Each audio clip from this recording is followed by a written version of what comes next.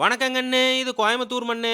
அட தின்ன வட்டல கழுவி வைனா வைக்க மாட்டான். ரேஷன் கடைக்கு போயிட்டு வானா ரோசம் வந்துரு. மளிகை கடைக்கு போயிட்டு வானா மானம் போயிரு. தண்ணி குடத்தை தூக்கி வைனா முகர கட்டைய பண்ணி மாதிரி காட்டுவான். அட கூறு கட்ட குறாலு தலைக்கு எண்ணெய் தொடச்சு சீவிட்டு காலேஜுக்கு போடானா காதலி டேமேஜ் பண்ணிடுவாங்கிறான். இவனை பெத்ததுக்கு ஒரு பொம்பளை புள்ளைய பெத்திருந்தாவாச்சு கூட மாட ஒத்தாசையா இருந்திருக்கு அப்படின்னு எங்க அம்மா மட்டும் இல்ல, ஆம்பளை பசங்களை பெத்த எல்லா அம்மாவுமே ஒரு வாட்டியாச்சும் இப்படி சத்தம் போட்டிருப்பாங்க. ஏன்டா இந்த அம்மா எல்லாம் இப்படி இருக்காங்க? இந்த ஹமாம் சோப்ல வர மாதிரி நல்ல அம்மாக்களே கிடையாதடா. கண்ணு, ஹமாம் சோப்ல வர்ற அம்மா மட்டும் இல்ல, ஹாலிவுட் படத்துல வர்ற அம்மா கூட நல்ல அம்மா தான். ஆனா நம்ம அம்மாக்கு தோழிகள் 4-5 பேர் ஊட்ட சுத்தி இருப்பாங்க. அவிய வேலையே நம்மளை கண்காணிச்சு கணக்கச்சிதமா குசலம் வைக்கிறது தான். அதானே உலக வழக்கம்.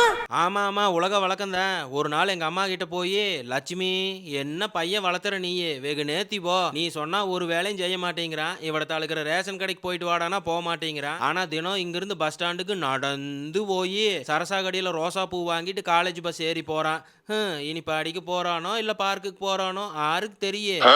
அதான் உனக்கு தெரிஞ்சுக்குதுல, அப்புறம் என்ன கிளம்பு. கண்ணு, நான் படிக்கிற வையன் காலேஜுக்குள்ள போனது சரஸ்வதி படத்துக்கு பூவை வச்சுட்டு தான் புக்கவே துறப்பேன். இதுதான் உண்மை, சொல்லிட்டேன் பாத்துக்குங்க. பாத்துக்கிட்டு தான்டா இருக்க. என்ன நீ எப்ப அந்த 4 அரியர் பேப்பர்ஸையும் எழுதி பாஸ் பண்ணுவேன்னு? அதெல்லாம் அப்புறம் பண்ணிக்கலாம்.